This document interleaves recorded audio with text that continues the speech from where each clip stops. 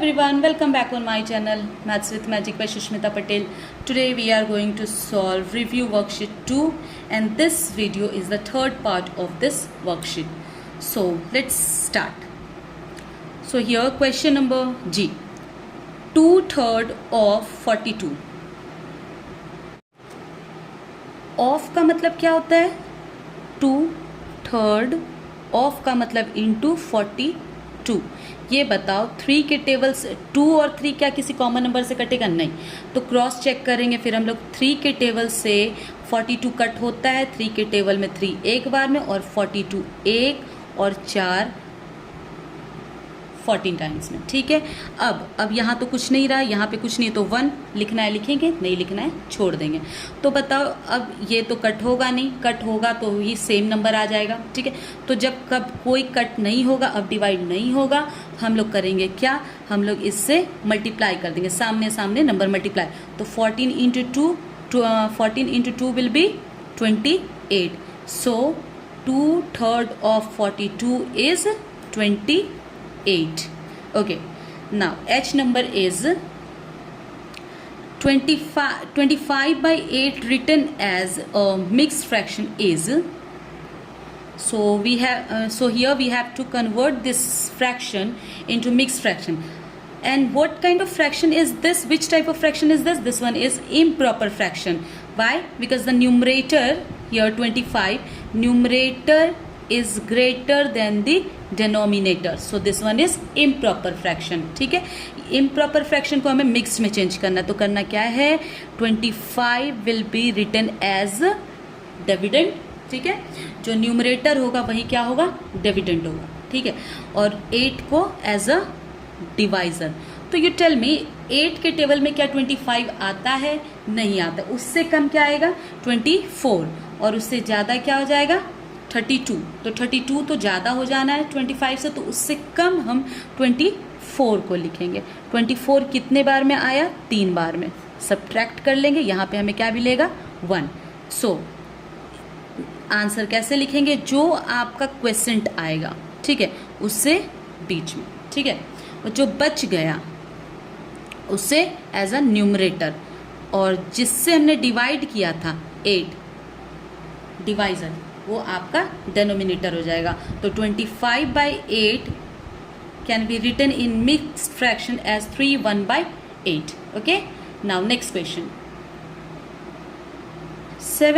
8 by 9 written as an improper fraction. Okay, so H and I are opposite type of question है ना. जो mix में उसे improper और जो इम्प्रॉपर में उसे मिक्स्ड में. तो how to convert this one?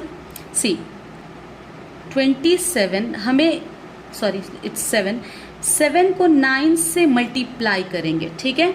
7 को 9 से मल्टीप्लाई, गुना करेंगे, मल्टीप्लाई, और जो मल्टीप्लाई करके आंसर आएगा उसमें 8 को क्या कर देंगे? जोड़ देंगे. जो न्यूमरेटर है वो उसमें जुड़ जाएगा. क्लियर. 7 को 9 से multiply.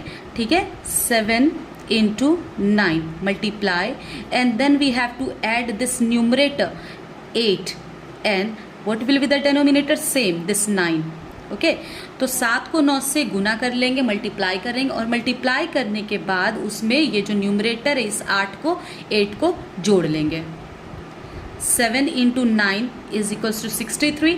63 plus 8 will be 71. 71 by 9 will be answer.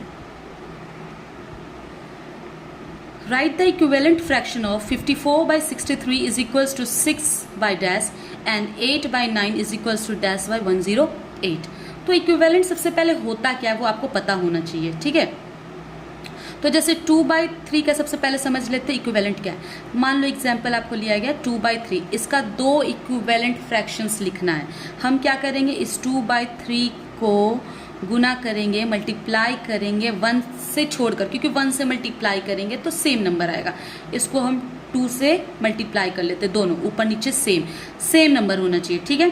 तो सेम मल्टीप्लाई करेंगे तो आएगा 4/6. ओके. इसी नंबर को हम 3 से मल्टीप्लाई कर लेते, दोनों कॉमन 3 से, न्यूमरेटर डेनोमिनेटर दोनों को 6/9. चलो 2/3 हमें 2 मिल गया, 4/6 एंड 6/9. तो क्या है ये इक्विवेलेंट? इक्विवेलेंट जो शब्द है वो इक्वल से है, तो इक्वल, ये जो सारे नंबर्स है ना ये आपस में इक्वल हैं। कैसे इक्वल है? जैसे 2/3 तो और कट हो नहीं सकता, ठीक है। 2 और 3 कट, 4 और 6 कट हो सकता है, हाँ 2 के टेबल में ये 2 बार में और ये 3 बार में, ठीक है। 2/3 ओके, ये हो सकता है क्या? 3 के टेबल से ये 2 बार में और ये 3 बार में, तो आंसर आ गया 2/3। तो देखो ये इसे भी डिवाइड करने पे सेम आ गया और इसे भी डिवाइड करने पे सेम आ गया, तो ये सब आपस में क्या है? इक्वल है ना। तो उसी तरीके से 54/63 जो है आपका, ठीक है, बराबर दिया है 6/। तो इसको यहाँ पे क्या नंबर आए यहाँ पे, ठीक है, और फिर इसे और इसे भी डिवाइड करोगे तो सेम बराबर आ जाए, इक्वल आ जाए। तो कैसे निकालेंगे ये यहाँ पे देखते हैं। मैथ सॉल्व करते करते इतना तो समझ आ चुका है कि यहाँ पे 6 जो है आया हुआ है आपका ऑलरेडी, ठीक है। तो 6 कभी भी 54 को मल्टीप्लाई करके कभी 6 नहीं आएगा, है ना। मल्टीप्लाई करके कभी यहाँ पे 6 नहीं आ सकता, तो क्या हुआ होगा? डिवाइड हुआ होगा। क्या हुआ होगा यहाँ पे? डिवाइड, ठीक है। तो 54 को कितनी बार डिवाइड करेंगे कि 6 आ जाए? सॉरी, 54 को आप 6 से डिवाइड करो।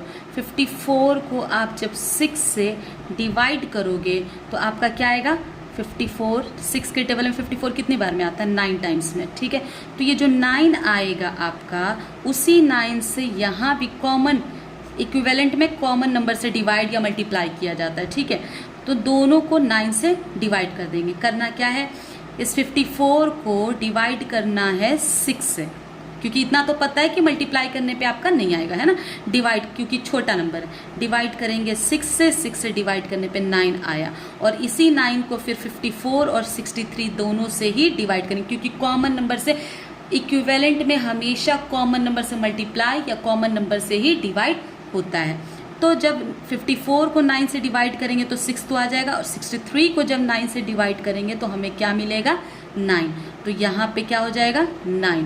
और 54, 63 को अगर आप फिर किसी कॉमन नंबर से कट करोगे तो आपको 6/9 मिल जाएगा।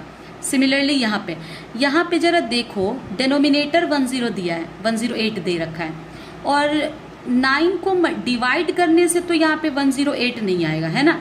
तो यहाँ पे भी क्या हुआ होगा? मल्टीप्लाई हुआ होगा, तभी तो यहाँ पे 108 आया है।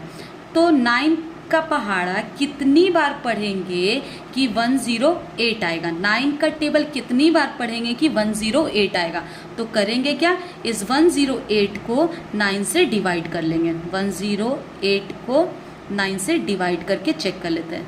1 यहाँ पे माइनस हो गया, 1 8 18 कितनी बार में? 2 बार में, यानी यहाँ आ गया 12। तो जब आप 9 का टेबल 12 बार पढ़ेंगे तो 108, और जिससे डेनोमिनेटर को मल्टीप्लाई उसी से न्यूमरेटर को भी मल्टीप्लाई, ठीक है। तो आपको क्या मिलेगा? 96। कॉमन नंबर से मल्टीप्लाई, कॉमन नंबर से डिवाइड।